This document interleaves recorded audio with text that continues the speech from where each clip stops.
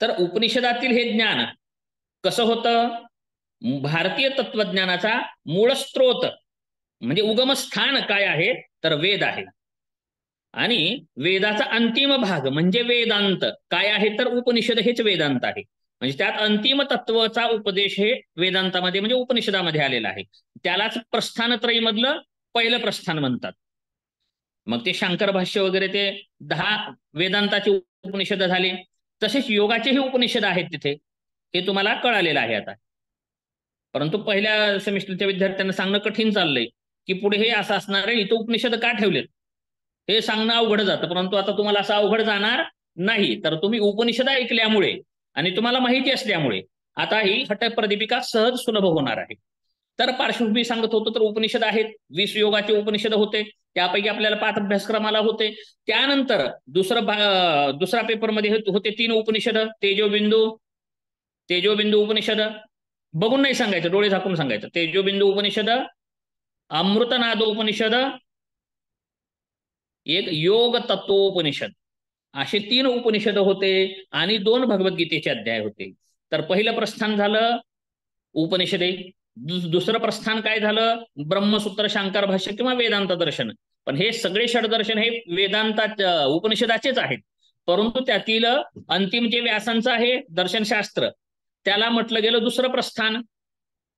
त्यानंतर तेही अवघड झालं, कठीण झालं, पंडिताचा भाग झालं. मग पुन्हा महाभारतामध्ये एक ग्रंथ आला, तेही तत्वज्ञानाचा आहे. असा कोणता ग्रंथ होता तो? अनम्यूट करून सांगा. बरोबर सांगताय का? वाटलं कळायला पाहिजे ना. महाभारतातून एक ग्रंथ आला तत्वज्ञानामध्ये पुन्हा.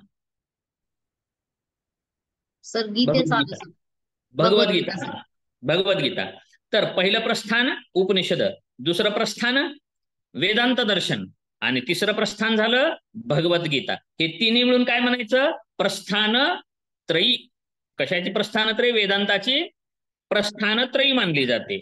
मग ह्यामध्ये काय आलेलं आहे? अंतिम तत्वाचं ज्ञान, परत एकदा तत्वज्ञान सांगा आलेलं सर. आहे, फिलॉसॉफी आलेली आहे, ज्यामध्ये योग मार्ग आहे, ज्ञान मार्ग आहे, कर्म मार्ग आहे, उपासना मार्ग आहे, भक्ती मार्ग आहे, इत्यादी इत्यादी मार्गाचं विभाजन उपनिषदामध्ये आलेलं आहे. तेच सूत्रग्रंथामध्ये आलेलं आहे. उपनिषदामध्ये कसं होतं? अस्ताव्यस्त होतं, विविध ठिकाणी विखुरलेलं होतं. असंच बोललो होतं ना मी, आठवतंय का? उपनिषदातील तत्वज्ञान कसं होतं? विखुरलेलं होतं, एक सूत्रबद्ध पद्धतीने नव्हतं. योग मार्गही मिक्स केला होता, कर्ममार्गही त्यातच होता, सगुण उपासनाही त्यातच होती, ब्रह्मात्मकीय बोधही तिथं सांगितला जात होता, विवेक ख्याती इत्यादी हे पण भाग सांगितला जात होता. त्यामुळे कोणता मार्ग काय हे आपल्याला कठीण झालं होतं. म्हणजे नंतरच्या काळामध्ये, त्या काळात कठीण होतं नाही, तर त्या काळातील लोकांसाठी ते योग्यच होतं आणि ते त्यावेळेस गुरु शिष्य परंपरेनं कळत होतं. मग हे अवघड झाल्यानंतर मग उपनिषद ग्रंथातीलच तत्वज्ञान, योग दर्शन आणि योग सिद्धांत सूत्रबद्ध केले. कोणी केले योगसूत्र? पतंजलींनी. म्हणजे उपनिषदातीलच, नवीन नाही केलं. अंतिम स्त्रोत काय किंवा मूळ स्त्रोत काय? उपनिषदच आहे ज्ञानाचा. मग त्यातीलच मात्र योग तत्वोपनिषदातील काही घटक घेतले, अमृतनादातील काही घेतले, ह्याच्यातले त्याच्यातले त्याच्यातले त्याच्यातले. जसं मधमाशी वेगवेगळ्या फुलातून गोळा करते, परंतु काही पण गोळा करत नाही, नुसता मधच येत. बरोबर आहे ना? नुसता मदच घेते. तसं आपल्या दर्शनाला पूरक असं सांख्य आणि योगांनी सूत्र तयार केले आणि सूत्रग्रंथाची परंपरा सुरू झाली. न्याय दर्शनाने पण सूत्रग्रंथ रचले, वैशेषिकांनी रचले, मीमांसेने मीमांसा म्हणजे जेमिनींनी ही सूत्रग्रंथ रचला आणि त्यांनी काय कशाचं महात्म्य सांगितलं किंवा कर्म महात्म्य सांगितलं, कर्म जिज्ञासा सांगितली, धर्म मार्ग सांगितला, यज्ञाधिक कर्माचं महत्व सांगितलं, श्रेष्ठत्व सांगितलं. ते कुठून सांगितलं त्यांनी? उपनिषदातूनच काढलेलं आहे ते. बरोबर आहे ना? कारण अंतिम किंवा मूळ स्त्रोत काय? उपनिषदच आहेत. तिथूनच काढलं त्यांनी, त्यांचे सूत्र लिहायला सुरू केले. मग शेवटी सगळ्यांचं बघितलं, सगळ्याचं खंडन मंडन करून पुन्हा व्यासांनी पण केले. परंतु ते कसे आहेत ग्रंथ? सूत्र ग्रंथ आहेत. मग सूत्र म्हणले की छोटे छोटे असतात, उग अर्ध्या ओळीचे सुद्धा नाही, असे बारके बारके असतात. मग ते कुणाला कळते थोडक्यात, कुणाला कळतंय शहाण्याला कळतंय. मग शहाण्यालाच कळायला लागलं. पुन्हा आणखी अवघड झालं की हो काय करायचं? मग पुन्हा भाष्य ग्रंथ सुरू झाले, ज्ञान अवघड होऊन गेलं. मग पुन्हा भगवद्गीता झाली. अशा प्रकारे 3 प्रस्थानं झाले. परंतु त्यानंतर पुन्हा काय झालं? मग महाभारत काळ झाला, त्यानंतर पुन्हा बौद्धांचं आक्रमण झालं, जैन बौद्ध, त्यानंतर मग तांत्रिक मार्ग लई वाढले बरं का. विदेशामध्ये तर म्हणजे इसवी सन पूर्व कालखंडामध्ये बौद्ध धर्माचा जास्त प्रचार झाला, जैन धर्माचा झाला, म्हणजे नास्तिक दर्शनांचा झाला. त्यानंतर पुन्हा महाभारताच्या युद्धामध्ये काय झालं होतं, अनेक अनेक हानी झाली होती, खूप मोठी हानी झाली, विद्वान लोक सगळेच गेले आणि पुन्हा राहिले कसले सडके कुचके लंगडे. परंतु त्यांनी काय आलं, महत्व आलं, वासरात लंगडी गायशानी म्हणतो ना आपण, या पद्धतीने आलं. कदाचित असं झालं असेल, हे महर्षी दयानंदांच्या पद्धतीने सांगतोय बरं का विवेचन. भारतीय संस्कृतीमध्ये मग कोणी मग आता जे संप्रदाय आलेले आहेत, मग कापालिक आले, बळी मनुष्य बळी देण्यासारखं झालं, तंत्रमार्ग आले, कौलाचा इथे उल्लेख करणार आहे बरं का, हटप्रदीपिकेमध्ये येणार, कारण हटप्रदीपिका ग्रंथामध्ये तंत्रमार्गाचाही उल्लेख आलेला आहे. आणि मी योग तत्वोपनिषदाच्या वेळेस सांगितलं होतं बघा, राधाता इतर होत्या त्यावेळेस बघा, तुम्ही होतात का नाही आठवत नाही, तिथे कौल मार्गाचे 3 विषय सांगितले होते. मुद्रा, बरोबर आहे ना, अमरवली, वज्रोली, सहजोली, हे काय तुम्ही वाचून बघा म्हणलं होतं बघा मी, बरोबर आहे ना. त्यावेळेस मी म्हणलो तुम्ही वाचून बघा, इथं कसली मुद्रा आहे ते वाचून कळेल, आपण तेवढं काही घ्यायचा नाही भाग. तो वाम मार्गाचा होता, तंत्र मार्गाचा, तोही सुरू झाला, तांत्रिक क्रिया सुरू झाल्या, इत्यादी अनेक अनेक अनेक परंपरा आल्या. त्यानंतर मग योग मार्गच म्हणला जायला लागला त्याला, म्हणजे स्त्री पुरुष अनैतिक संबंध, आणखी काही काही काही जे आपण ऐकलं सगळ्यांनाच माहिती, तांत्रिक क्रिया कशा असतात, मनुष्याचं मांस खायचं, अंगाला भस्म लावायचं, स्मशानातच लोळायचं, काही काही काही काही अशा गोष्टी सुरू झाल्या. भूत प्रेत पिशाच, यक्षिणी डाकिनी शाकिनी लाकिनी हाकिनी ह्या मिळवण्याचा प्रयत्न सुरू झाला. हा आहे, हे बरोबर आहे बरं का, उपनिषदामध्ये शिवसंहितेमध्ये आलेला आहे. आणि नेटला पण प्रश्न आला होता, हा क्रम विचारला होता, डाकिनी शाकिनी लाकिनी हाकिनी हे कसं कसं आहे ते क्रमाने विचारलं होतं यावेळेस बरं का. ते कशातला भाग आहे तर हठयोग ग्रंथातील शिवसंहितेमध्ये आलेला आहे तो. तर अशा प्रकारची उपासना सुरू झाली. मग यक्षिणी सिद्ध करायचं, आता बाबा बागेश्वर करतात बघा, लगेच लिहायचं, कर्णपिशाचिनी सिद्ध करायचं, परत पुन्हा प्रेत सिद्धी मिळवायची, म्हणजे भौतिकवादी पाखंड माजलं, कारण महाभारतामध्ये विद्वानांची हानी झाली होती. त्यानंतर मग असं वाढत वाढत गेलं. मग आता पण शाक्त पंथ आहे. शाक्त म्हणजे कुणी देवीचे उपासक आता असे आहेत का काही, दुर्गा सप्तशती, यज्ञ यागादी शुद्ध मार्गाने करणारे अत्यंत कमी आहेत शक्ती उपासनेमध्ये. परडी घेऊन काय ते बाण म्हणतात, खेळून नाचून लय भयानक परिस्थिती आहे. आणि ते गुरु म्हणले जात आहेत. फेसबुकवर वगैरे काय काही बघितले ना, वाटतं की काय गुरु काय शिष्य पाणी पितात पाय धुवून, बायासारखे श्रृंगार करतात, नाचतात, सोन्याचे असले मोठ्या साकळ्या घालायला लागलेत. विद्वत्ता नाही, शक्ती उपासना माहित नाही, शक्ती तत्व काय आहे माहिती नाही, फक्त अंगात आणायचं म्हणजे ते वारं भरवणं वगैरे आहे ना, हेच आहे ना, सगळ्यांना माहिती आहे. महाराष्ट्रात तर जागोजागी आहे हे. असलं माजलं आणि हीच देवी उपासना म्हणली जायला लागली. अंगात देवांना भूतांना हे अंगारे दुपारी असलाच प्रकार सुरू झाला आणि तेही योग मार्गामध्ये शिरला. अघोरी परंपरा सुरू झाल्या, त्यालाही योग म्हणला जायला लागला. व्यभिचार वाढला, त्याला पण योगच म्हणलं जायला लागलं. क्रोध मार्गाद्वारे हिंसा आली, त्यालाही योग म्हणलं जायला लागलं. असं अनेक अनेक हे झाल्यानंतर असे बाबा बुवा हे खूप खूप खूप माजले म्हणजे जास्त झाली संख्या, जसं योगामध्ये झालेलं आहे. आता योगात असंच होणार आहे बरं का. योगी पण एवढे माजणार आहेत आता की खूप झुंबा एरोबिक्स, असला योगा तसला योगा, तुम्हाला कळाला असेल, तसला योगा असला योगा, हे कपडे लिहून योगा, समुद्र किनाऱ्याचा योगा, बिकिनी, बरं का म्हणलो नव्हतं मी, तसा पण योगा सुरू झालेला आहे. बियर योगा पण आलेला आहे, आता बियर योगा आलेला आहे. डान्स वरनं आता ते अत्यंत अत्यंत ह्याला आलेलं आहे. तर त्यामुळे आताही असंच झालेलं आहे. मग आपण शिकतोय कशासाठी, तर हे भेसळ होऊ न देण्यासाठी शुद्ध मार्ग आपल्याला सांगता आला पाहिजे. योग मार्ग प्राचीन कसा आहे आणि ग्रंथाप्रमाणे कसा आहे हे आपल्याला कळणं आवश्यक आहे. तर असं झाल्यानंतर मग इसवी सनाच्या 9व्या शतकात, आता जाऊ द्यामध्ये काय काय झालं ते घटना सोडून देतो बरं का. असं झालं मग हे कालखंडाला ख्रिश्चन धर्म इसवी सनाला तिथून मोजलं जातो आपण आता, म्हणजे 2000 किती आहे आपला, म्हणजे येशू ख्रिस्ताच्या जन्मापासून मोजलं जातं, हे इसवी सन मोजलं सुरू झालं. मुस्लिम धर्माला 6व्या-7व्या शतकामध्ये. मग काही जण म्हणतात 2500 वर्ष झाली शंकराचार्यांना, त्यांनी थोडंसं अद्वैत वेद मार्गाचं पुनरुज्जीवन केलं. परत रामानुजाचार्य आले, त्यांनी वैष्णव मताचं स्थापन केलं. त्यानंतर मग अनेक अनेक पंथ निर्माण झाले मध्ययुगीन कालखंडामध्ये, आणि त्यातूनच मग नाथपंथ ही तयार झाला. 9व्या शतकापासून प्रारंभ झाला बरं का. लिहून घेत असाल तर मी प्रस्तावना करतोय फक्त मी ग्रंथाची. तर 9व्या शतकापासून नाथपंथाचं विस्तार व्हायला लागला. मग ते काय आहेत, आदिनाथ, मत्स्येंद्रनाथ, गोरक्षनाथ, गहिनीनाथ इत्यादी परंपरा सुरू झाल्या.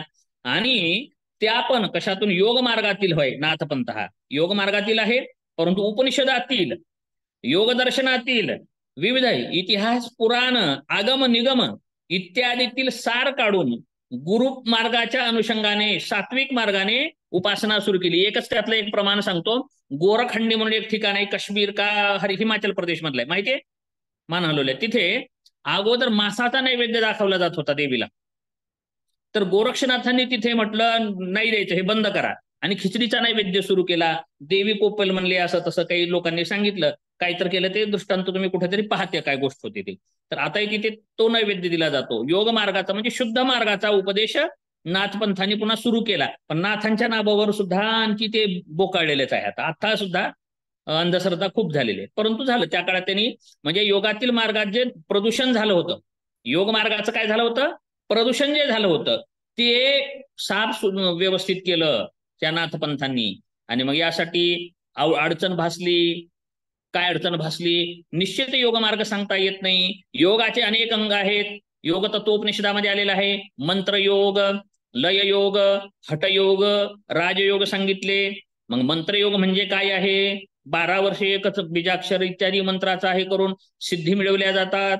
लययोग काय आहे आणि हठयोग काय आहे. मग कोणी हठयोगाच्या नावावरती काय करायला लागलं, नदीत बसायचं, एकाच पायावर उभं राहायचं, महाराजांचे पाय खाऊन घेतले माशावानी, मग ते हठयोग म्हणला गेला. कुणी असा एक हातच वर करायचं, कित्येक वर्ष महाराजांनी हातच खाली केलं नाही म्हणे, आणि मग हात वाळून गेलेला आहे, नख एवढे एवढे वाढलेले, हठयोगी महात्मा म्हणायला लागले लोक.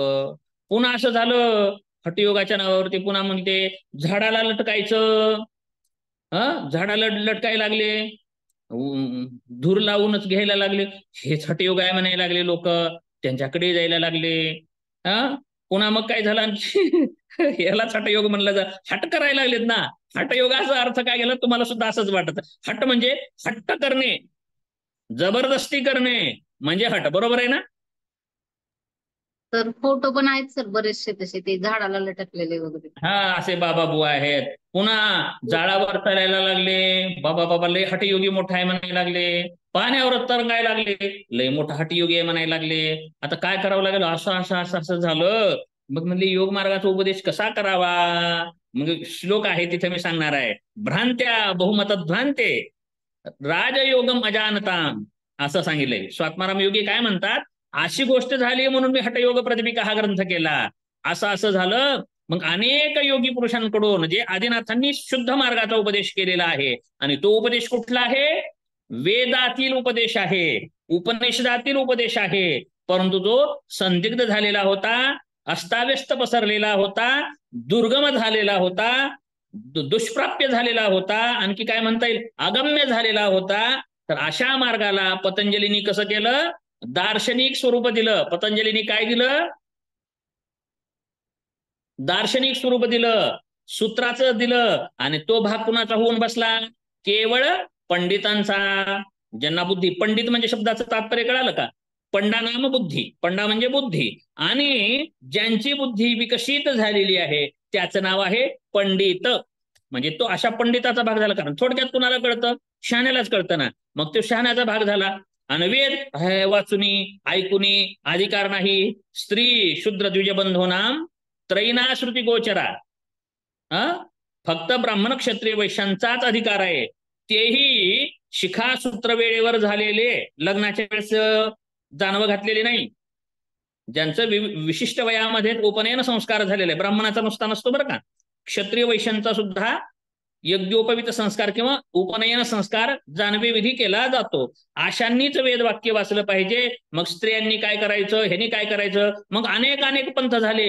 शाक्त पंथ झाला तयार, त्याच्यात वाम कौल झाला. शैव पंथही तयार झाले बरं का, त्याच्यात वीरशैव इत्यादी लिंगायत पंथ झाला तयार. परंतु त्यातही वाम मार्गी शाक्त पण आले, आणि दक्षिण मार्गी सुद्धा शाक्त आले. ऐका हो थोडस, दोन्ही मार्गाचे शैव पंथही झाला, वैष्णव पंथ पण आला, अनेक झालं, परंतु योग मार्ग ही विशिष्ट क्रमाने नव्हता.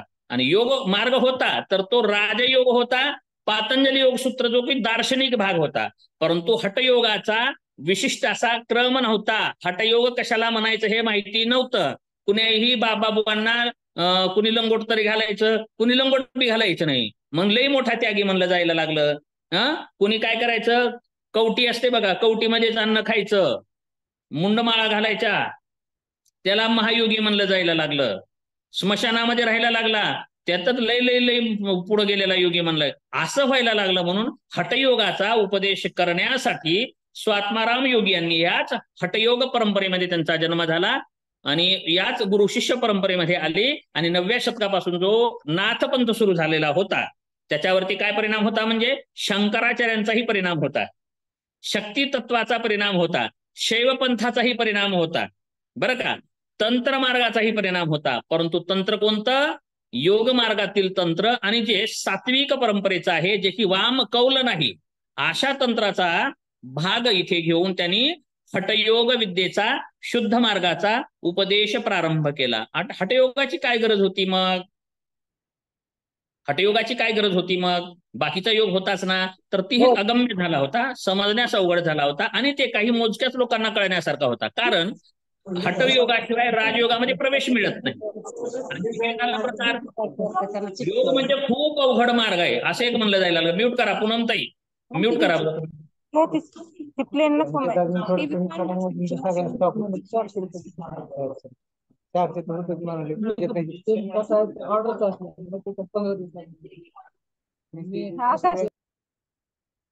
ठीक आहे, केलं बघा की आता काय करावं. काय कुठवर आल तुम्ही, काय म्हणलं होतं, हटयोग. हटयोग, हटयोग. राजयोग ही सर्वांसाठी सुलभ नव्हता. कारण शारीरिक व्याधी ही पण होत्या गोष्टी, मन एकाग्र होत नव्हतं. मन एकाग्र का होत नाही, तर त्याला काय होतं, मलविक्षेप इत्यादी दोष होते. परत शारीरिक व्याधी होत्या, वात पित्त कफ इत्यादी विकार होते, सप्तधातूची सुद्धा समतोल नव्हता, इत्यादी अनेक कारणामुळे शरीराकडेही लक्ष देणं गरजेचं होतं. म्हणजे हे हटयोगाद्वारे शरीराकडून आत्म्याकडे प्रवास करणं अपेक्षित होतं. मग यासाठी म्हणून हटयोगाचा उपदेश प्रारंभ केला, आणि जो की परंपरेनं होता. आणि ते कुठं होता, उपनिषदामध्ये होता. मी जागोजागी सांगणार आहे की उपनिषदामध्ये कुठं आलेला आहे. आणि आता हटप्रदीपिकेत कसं घेतलंय जशाला तसा, हे पण मी जागोजागी सांगणार आहे. तुम्ही ते लक्षात ठेवा, अंडरलाईन करा, UGC नेटला उपयोगाला येईल ते. मात्र म्हणजे की एका वाक्यातले किंवा MCQ टाईप प्रश्न तिथे येतात, तर ते तशा स्वरूपात आपण करू शकतो. तर हे हटयोग प्रदीपिका हा ग्रंथ 12व्या-13व्या शतकामध्ये म्हटला जातो. कोणी म्हणतं ह्याला 16व्या शतकात झालेला आहे, एवढाही सांगितला जातो. परंतु 1300 ते 1600 एवढ्या इसवी सनाच्या दरम्यानच याचा कुणी कधी असं सांगितलेलं आहे. तर अंदाजे आपण काय मत एक ग्राह्य धरू, 1300-1350 इसवी सनाच्या दरम्यान झालेलं आहे असं यावरती आपण ठाम राहू. तर त्याचे काय प्रमाण आहेत वगैरे तुमचं तुम्ही अध्ययन करा. पुढं तुम्ही शिक्षक व्हाल त्यावेळेस तुम्ही पण तसंच अध्ययन करून तो विषय कळवून घ्या. कारण आता इतिहास सांगण्यामध्ये वेळ न घालवता आपण विषयाला जाऊयात. तर योग मार्गाच्या परंपरा 2 होत्या. एक परंपरा होती मुनी परंपरा. योग मार्गाची एक कोणती परंपरा होती, मुनी परंपरा. आणि एक होती, विषय झालाय बघा, हे बोललो होतो मी कुठेतरी, मुनी परंपरा आणि सिद्ध परंपरा सर. ठीक आहे, किंवा योग परंपरा. ठीक आहे, योगी परंपरा आणि मुनी परंपरा अशा योग मार्गाच्या 2 परंपरा होत्या. तर त्यामध्ये कोण आहेत इथे उल्लेख येणार आहे ते की वसिष्ठ इत्यादी ऋषी दोन्ही पण सांगणार आहेत, पुढे येणार आहे, ग्रंथामध्ये येणार आहे तो भाग, फक्त इथं स्पर्श करून पुढे जातो.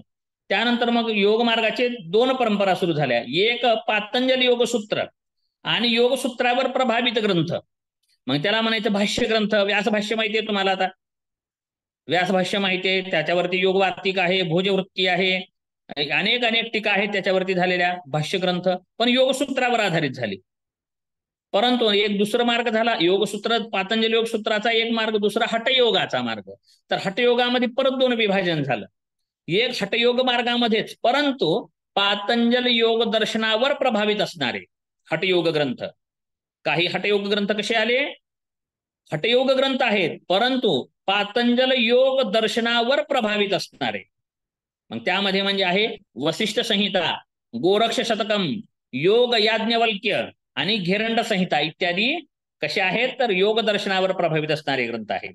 तसेच पातंजल योग दर्शनाशिवाय प्रभावित नसणारे स्वतंत्र ग्रंथ कोणता असेल तर तो हठयोग प्रदीपिका आहे. मी योगसूत्र शिकवत असताना विचारलं होतं बघा, योग म्हणजे काय, आत्मा परमात्मा मिलन, जीव शिव मिलन, ब्रह्म ऐक्य इत्यादी इत्यादी म्हणत होते. तिथं मी म्हटलं होतं हा विषय कशाचा आहे, अद्वैत वेदांताचा आहे. योग दर्शनामध्ये हे काहीच नाही. योग दर्शनामध्ये 3 तत्व स्वतंत्र आहेत असा विषय झाला होता ना आपला. तर इथे तसं नसेल. हटप्रदीपिकेमध्ये मग ब्रह्म आत्मा ह्या गोष्टी इथे येतात. म्हणजे हे पातंजल योग दर्शनावरच नाही, तर हे स्वतंत्र असणारा ग्रंथ आहे. तर आता हठयोगाचे काही ग्रंथ सांगतो तुम्हाला, जर अध्ययन कधी करावं वाटलं तर. काही ग्रंथाचं नाव घेतो, तुम्ही लिहून घ्यायचं घ्या अथवा काय करा. हठयोगाचे ग्रंथ सांगतो बरं, किती आहेत कोणते. आपल्याला एक नमुना दिलाय फक्त एक बघण्यापुरतं. म्हणजे फळ खायला आपण गोड आहेत का अंगूर म्हणलं की म्हणतात बघा द्राक्ष, अंगूर द्राक्ष म्हणत असाल तुम्ही. तर एक दिला जातो, गोड आहे बघा खाऊन म्हणतात. आंब्याचे रस कसा आहे बघितला जातो. तसं आपल्याला हठयोग प्रदीपिका काय आहे, नमुना पाहण्यापुरतं आहे, चव पाहण्यासाठी आहे. आपल्याला अनेक हठयोग ग्रंथ आहेत, तर ते मी सांगत आहे आता. घेरंड संहिता, सिद्ध सिद्धांत पद्धती, गोरक्ष शतकम, शिवसंहिता, परत हठयोग प्रदीपिका, याच्यावरती एक टीका आहे, त्याचं नाव आहे ज्योत्स्ना टीका. म्हणजे जसं योगसूत्रावर भाष्य आहे का नाही व्यासांचं, तसं या हटप्रदीपिकेवर भाष्य आहे ज्योत्स्ना टीका नावाचं. त्यानंतर अमरोघ प्रदीप, योग तारावली, दत्तात्रेय योगशास्त्र, अमनस्क योग, गोरक्ष पद्धती, हटरत्नावली, सत्कर्म संग्रह, शिवस्वरोदय, योग बीजम, योग मार्तंड, योग रसायनम, योग विषय, योग याज्ञवल्क्य, वसिष्ठ संहिता, अमरोघ शासनम, बिंदु योग, हट्टयोग संहिता, बृहद योग सोपान, षटचक्र निरूपणम, पातंजल योग सूत्रावरती आणि एक किरण टीका नावाची आहे. परत जोग प्रदीपिका, म्हणजे जोग बरं का, योग प्रदीपिका नाही, जोग प्रदीपिका, कपाल कुरंटक योग पद्धती,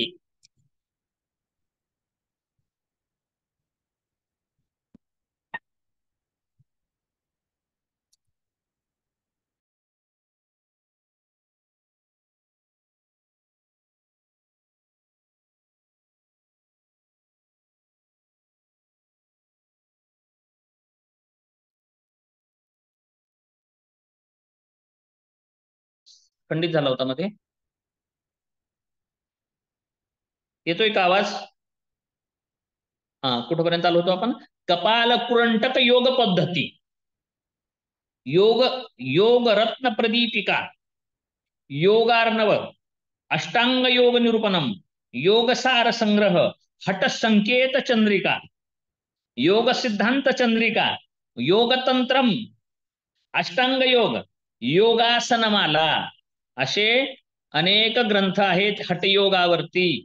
तर त्यातील हठयोग प्रदीपिकाच आपल्याला अध्ययनाला आहे. कारण का, तर याचं एक वैशिष्ट्य आहे, यामध्ये एक विशेषता आहे, जे की सर्व एक अध्ययन करण्यामध्ये अनेक ग्रंथाचं आपल्याला अध्ययन होऊ शकतं, किंवा काय होऊ शकतं, आपल्याला अंदाज येऊ शकतो, संकल्पना क्लिअर होऊ शकतात, समजू शकतात. यासाठी म्हणून आपल्याला, आणि सर्वात विश्वसनीय, प्रामाणिक आणि महत्वपूर्ण ग्रंथ कोणता असेल तर हठयोग प्रदीपिका. आता हठयोग प्रदीपिका मी म्हटलेलं आहे, परंतु स्वात्मारामांनी याला नाव काय दिलेलं आहे, हठप्रदीपिकाच. परंतु दोन्ही नाव आहेत तिथं. कोणी नुसतं हठप्रदीपिका म्हणतात, कोणी म्हणतात हठयोग प्रदीपिका. ज्यांना जो विषय घ्यायचा आहे, नाव समजून घ्यायचं ते समजून घ्या. ठीक आहे. तर हे असे ग्रंथ आहेत. तर मग या हठयोग प्रदीपिकेचं वैशिष्ट्य, जी बोला. सर ह्याला चतुरंग योग पण म्हणतात ना? हो, चतुरंग योग सांगितलंय. ठीक आहे. परंतु योग हे अंग विभाजित करण्यावर आहे. हा, आता जगातले लोकाचा प्रकार तुम्ही करा, तुमच्याप्रमाणे वर्गीकरण करा. कोणी म्हणेल 10 भागामध्ये करेल, कोणी 5 प्रकारचे लोक आहेत म्हणेल, कोणी 2च प्रकारचे आहेत. हो, पुरुष आणि स्त्री माणसाचे 2च प्रकार आहेत. कोणी असं म्हणेल का नाही? 2च प्रकार आहेत माणसाचे, एक स्त्री आणि पुरुष निसर्गाने बदललेले. कोणी नाही नाही नाही चपट्या नाकाचे असतात ना, पिवळ्या रंगाचे, कुठले चायना, जपान, थायलंड, म्यानमार, तिकडचे वेगळे असतात, इकडचे वेगळे असतात, तिकडचे गोरे पांढरे वेगळे असतात, काही बी प्रकार करतील. मग प्रकार कसं करेल त्यावर. योग हा एकच आहे. योग हा एकच आहे. तुम्ही ह्या एकच आहे, मी पण एकच आहे. परंतु माझा हात, माझं डोकं, डोळे, कान, नाक, कर्मेंद्रिय, ज्ञानेंद्रिय, हात, पाय हे काय आहेत आपले? काय आहे? अंग. अंग आहेत किंवा आपले. आपण एकच आहो का? एकच आहो, पण अंग आहेत आपले. अंगाव म्हणल्यावर अंग बाजूला आहे का? तुम्हाला नाही. सोडून आहे का? मग तुमच्या हातापायासहित मिळून तुम्ही आहेत. समृद्धीताई कोण आहेत? तर हात, पाये, केस, नख पासून सगळा जो भाग आहे एवढ्या म्हणजे तुम्ही आहेत. नुसता हात म्हणजे तुम्ही नाहीयेत. तसं हठयोग म्हणजे समग्र आहे, फक्त सोयीसाठी विभाग बनवलेले आहेत, सोयीसाठी अंग केलेले आहेत. तर मग ती अंग यांनी 4च अंग मानलेले आहेत. गोरक्ष शतकामध्ये 6 अंग मानलेले आहेत, कुठे 8 अंग मानलेले आहेत. 15 अंग कुठं मानलेत का? पण 15 अंग सांगितलेत बघा. कोण सांगेल? झालेला आहे तुम्हाला ग्रंथ तो. पंचदशांग योग कुठे आलाय? शांडिल्य उपनिषदामध्ये नाही. नाही. कुठं आलाय? तेजोबिंदू उपनिषदात पंचदशांग योग सांगितलेला आहे. कुठं आलेला आहे? तेजोबिंदू. तेजोबिंदू मध्ये आलेला आहे. आणि दुसरे कोणतं होतं उपनिषद? अमृतनाद उपनिषदात कसा आलेला आहे? षडंग योग. हा, आणखी एका ग्रंथात तर द्विरंग योग आहे. किती अंगाचा? द्वि म्हणजे 2च अंगाचा योग आलेला आहे. मग सांगा आता कसं करायचं? योग किती अंगाचा आहे यासाठी मी उदाहरण दिलं बरं का. त्यामुळे योग हा एकच आहे, विभाजन करण्यावरती आहे. यम नियम आसनात घालायचेत का? यम वेगळा अंग, नियम वेगळं अंग, आसन वेगळं अंग. कोणी म्हणेल हे 8 मिळून एकच अंग करायचं, असं पण म्हणेल. सजस्तीची पद्धत आहे, तुम्ही पण वेगळी पद्धती पाडली पाहिजे ना. ठीक आहे. तर त्यामुळं असं काही नियम आपण नाही करायचा. ज्यांनी सामान्य योग वर्ग अभ्यासक आहेत किंवा सामान्य आलेले आहेत, अध्ययन जास्त मोठं नाही, अशांनी म्हणलं पाहिजे हा अंग ह्याचा हे असं. आपल्याला सगळं सांगता आलं पाहिजे. अंग हे व्यक्ती एकच आहे, विभाजन करण्यावर आहे. कोण काय म्हणेल? शरीराचे 3च भागात होतं बघा विभाजन. शरीराचं विभाजन 3 भागात करेल.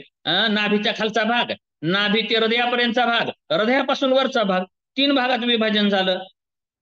कोणी म्हणलं नाही नाही समोरून आणि मागून, हा 2च भाग आहेत वेगळे म्हणेल. अशा प्रकारे अनेक भाग करता येतील आपल्याला. अशा प्रकारे हे विभाग आहेत, एकच आहे योग. तर हठयोगाचा इथं चतुरंग योग म्हणलेला आहे. तर ही एक संकल्पना समजून घ्या. चतुरंग म्हणलेले आहेत, पण यम नियम सांगितले तिथेच. यम नियम ह्याच्यातच आलेले आहेत. अष्टांगामध्ये मुद्रा नाहीये. इथं एक अंग मुद्रा पण घेतलेला आहे. त्यामुळे कोणतं कुठं आपण काय लावायचे? त्याची संगती लावायची आहे. आपण कुठं कोणतं 8 अंगापैकी कोणतं वजा केलं, कोणतं घातलेलं आहे एक्स्ट्रा, हे असं तुम्ही करा. ठीक आहे. तर हठयोग प्रतिपिकेची अनेक वैशिष्ट्ये आहेत. ते वैशिष्ट्ये न घेता आपण सरळ सरळ पुढे जाऊ. जसा जसं श्लोक येतील तिथे तिथे त्या त्या ठिकाणी मी विशेष वाटलं, जास्त बोला वाटलं तर तिथे मी बोलत जाईन, एक्स्ट्रा काही सांगत जाईन. तर 14व्या शतकामध्ये हा ग्रंथ आहे असं आपण सांगितलं आणि त्याच्यावरतीच आपण ठाम राहू. बाकीचे तर संभावितपणे 1300 ते 1600 इसवी सनापर्यंत कोणीतरी असं पण म्हणलेलं आहे की 13 ते 18व्या शतकात आहे म्हणलंय काही जणांनी. तर 18व्या शतकात झालंय म्हणतात. मग ते आता जस्ट त्याचं मत आहे, त्याने आपापले मतासाठी प्रूफ जमा केलेलेच असतात.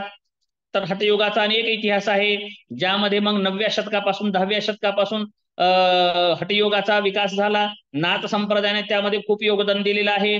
त्यानंतर मग हठयोग सिद्धांतामध्ये तांत्रिक सिद्धांत आहेत. हठयोगामध्ये तांत्रिक पद्धती आहेत. मग त्या तांत्रिक पद्धतीचा काही बौद्ध धर्मामध्ये तांत्रिक पद्धती आहेत बरं का. वज्रयान पंथ बौद्ध धर्मातला जो आहे त्यामध्ये अनेक योग प्रक्रिया आहेत, तांत्रिक प्रक्रिया सुद्धा आहे. तसं जैन धर्मामध्ये पण योगाला शैव संप्रदायामध्ये सुद्धा आहेत पद्धती. अशाच पद्धतीचं वेगळं वेगळं मिश्रण झालं. त्यानंतर पातंजल योग दर्शनाची वेगळीच परंपरा आहे. गोरक्षनाथांनी काही ग्रंथ लिहिलेले आहेत. गोरक्षनाथांचे ही ग्रंथ आहेत बरं का योगातील, खूप अमनस्क योग इत्यादी ग्रंथ आहेत. परंतु सरळ योगांगाचं वर्णन असं स्पष्ट असणारा म्हणजे हठयोग प्रदीपिकाचा आहे, व्यवस्थितरित्या असणारा, सुसूत्र असलेला हठयोगातील. त्यामुळे परत पुन्हा तांत्रिक योग आलेला आहे. मग त्याचाही इथे थोडासा अंश आपल्याला दिसून येतो. तर ते न सांगता आता आपण उपदेशाला प्रारंभ करू, कारण पुढचा तास होईल ना यासाठी. त्याच्या अगोदर एखादा तर श्लोक नमन तर करूयात ना आपण. तर या हठयोग प्रदीपिकेमध्ये 4 अध्याय आहेत. कुठे ज्याचे 5ही अध्याय सांगितले गेलेले आहेत, 5ही आहेत. तर एक औषध कथन नावाचा 5वा अध्याय केलेला आहे, योगाला सोडून आहे. तर पहिल्या अध्यायाचं नाव आहे आसन उपदेश, दुसऱ्याचं प्राणायाम, तिसऱ्याचं मुद्रा आणि चौथ्याचं नादानुसंधान. अशा प्रकारचं असं असणार आहे. सप्तांग योग घिरंड संहितेचा आहे. तर अशा प्रकारे चतुरंग योग यांनी सांगितलेला आहे. चतुरंग योग कसं सांगितलं ते पुढे आपण पाहणारच आहोत. तर आता आपण सर्वांनी एकदा ताठ बसायचंय, व्यवस्थित बसायचं आहे, ध्यानात्मक स्थितीमध्ये बसायचं आहे. नमस्काराची मुद्रा, कारण आपण मंगलाचरण करत आहोत, एक ग्रंथ सुरू करत आहोत. तर यासाठी सर्वांनी आपण जिथे आहोत तिथेच व्यवस्थितरित्या बैठ्या स्थितीमध्ये, चेअरवरती कसंही असो, ताठ बसायचंय, सरळ बसायचे ध्यानात्मक स्थितीमध्ये. आणि हाताची नमस्कार मुद्रा करायची आहे. एकच दीर्घ श्वास, एकच प्रणव आणि वंदन करायचंय, मंगलाचरण करायचं आहे.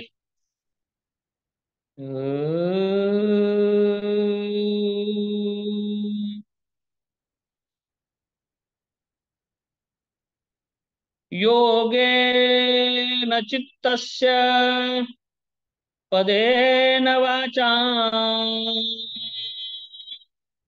मलं शरीरस्य च वैद्यकेन योपाकरोत्तं प्रवरं मुनीना पतंजलिं प्राञ्जलिरानतोऽस्मि, पतंजलिं प्राञ्जलिरानतोऽस्मि, पतंजलिं प्राञ्जलिरानतोऽस्मि. श्री आदिनाथाय नमोस्तु तस्मै, येनोपदिष्टा हठयोग विद्या विभ्राजते प्रोन्नतराजयोगम् आरोढुमिच्छामि अधिरोहिणीव. ओम शांति शांति शांति. हरिओम. नमस्कार. तर पतंजलीची पतंजली स्तुती झाल्यानंतर हठयोग प्रदीपिकेतील आपण प्रथम श्लोकाला प्रारंभ करून पहिल्या उपदेशाला प्रारंभ केलेला आहे. तर स्वात्माराम योगी आपल्या ग्रंथाच्या प्रारंभी सुरुवातीला नमन करत आहेत. कुणाला नमस्कार करतात? तर श्री आदिनाथाय नमोस्तु तस्मै, येन उपदिष्टा हठयोग विद्या विभ्राजते प्रोन्नत राजयोगम आरोढुम इच्छामी अधिरोहिणीव. याचा अर्थ असा होतो, स्क्रीनवरती घेतो मी.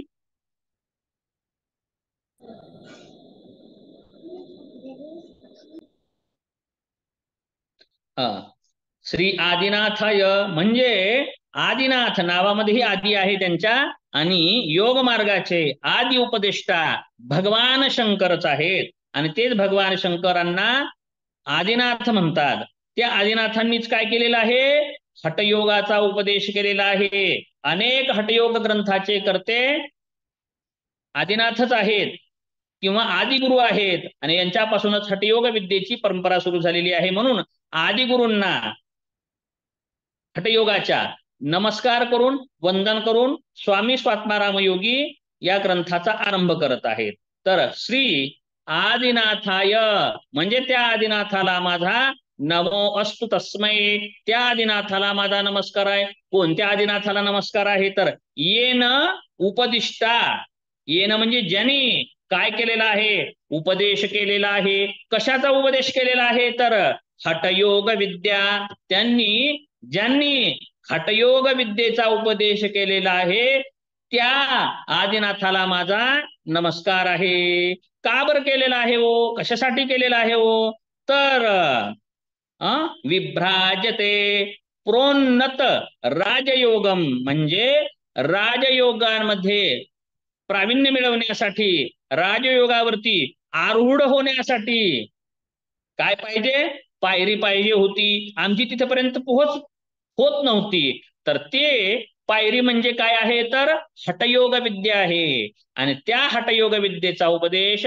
श्री आदिनाथांनी केलेला आहे. अशा आदिनाथाला आमचा नमस्कार आहे. कोणत्या आदिनाथाला, ज्यांनी हठयोग विद्येचा उपदेश केला. का बरं केला हठयोग विद्येचा उपदेश तर राजयोगामध्ये प्रवेश मिळवून देण्यासाठी. राजयोगामध्ये प्रवेश का होत नव्हता तर राजयोग कठीण होता, तो थोडा अंतराने पडत होता, जिथपर्यंत आमची पोहोचत नव्हती, हाताला लागत नव्हता. मग काय करावं लागलं, यासाठी शिडी घ्यावी लागते. शिडी म्हणजे माहितीये, शिडी पायरी. मग हे पायरी म्हणजे काय असेल तर हठयोग विद्या आहे. हठयोग विद्या काय आहे, राजयोग प्राप्तीतील एक शिडी आहे, एक पायरी आहे. आणि हे पायरीचा उपदेश आदिनाथांनी केला. आणि राजयोगामध्ये आम्ही आरूढ होऊ इच्छित होतो, ते आरूढ होण्यास सुलभ झालं. यासाठी श्री आदिनाथांना आमचा नमस्कार आहे, असं स्वात्माराम योगी सांगत आहेत.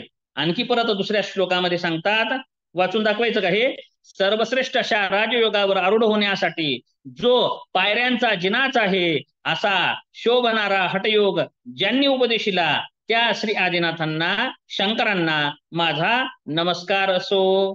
अशा प्रकारे मंगलाचरण करून हठयोग प्रदीपिकेचा उपदेश प्रारंभ करतात.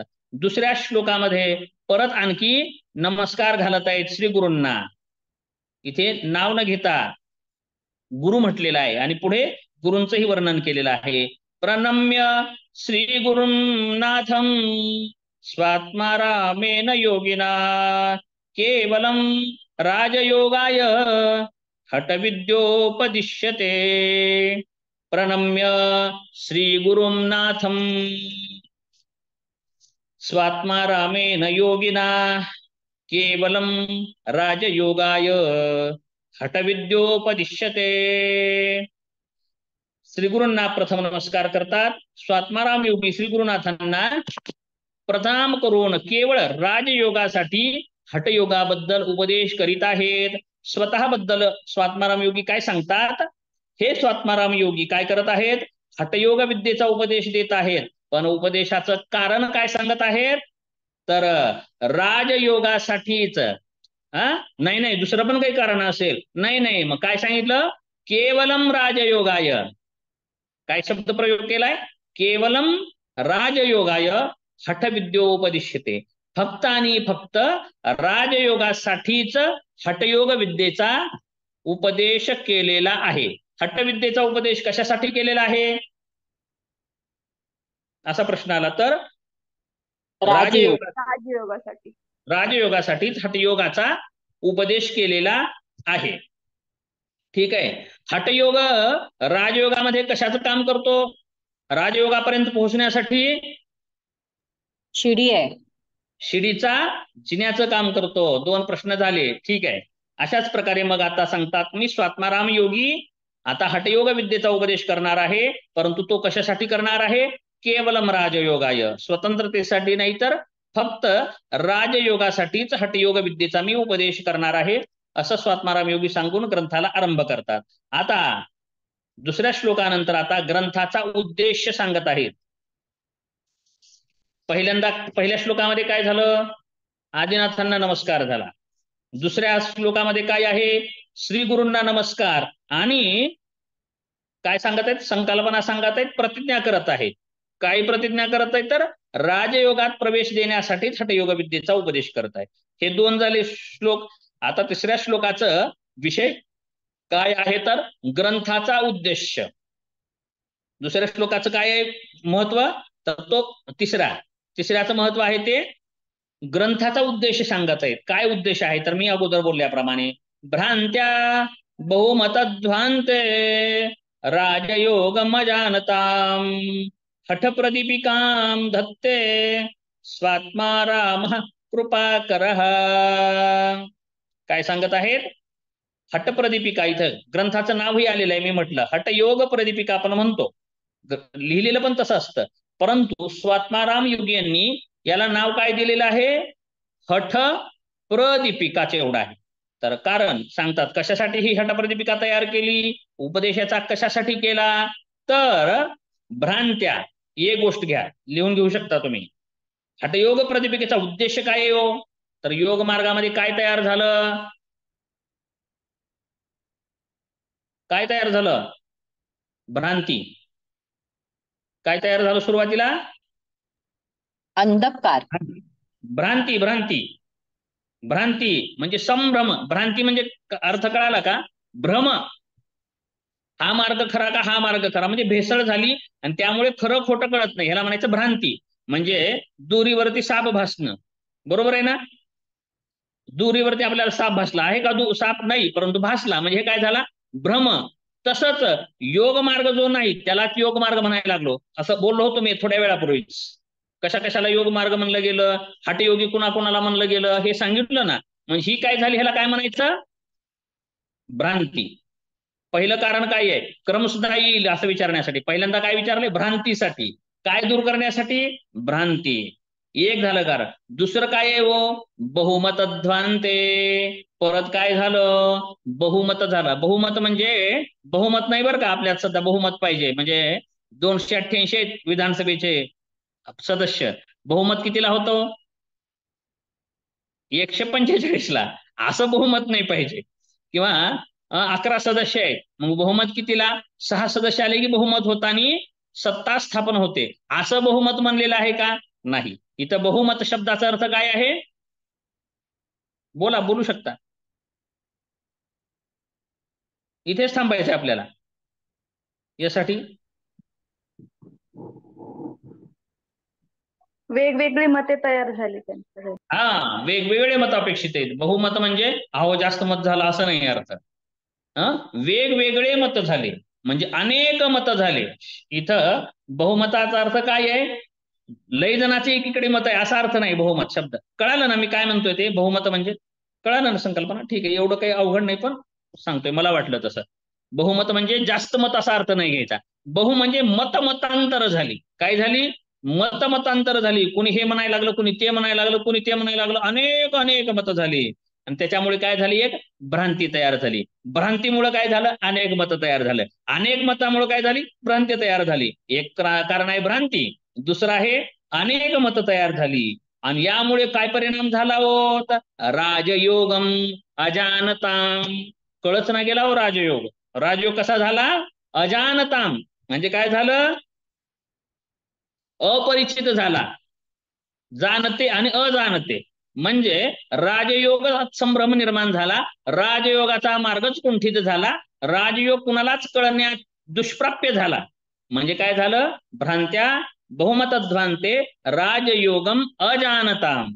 राजयोग कळायला अवघड झाला किंवा राजयोगच नष्ट झाला असं म्हणलं तरी चालेल. नष्ट झाला म्हणू नये, काय म्हणावं?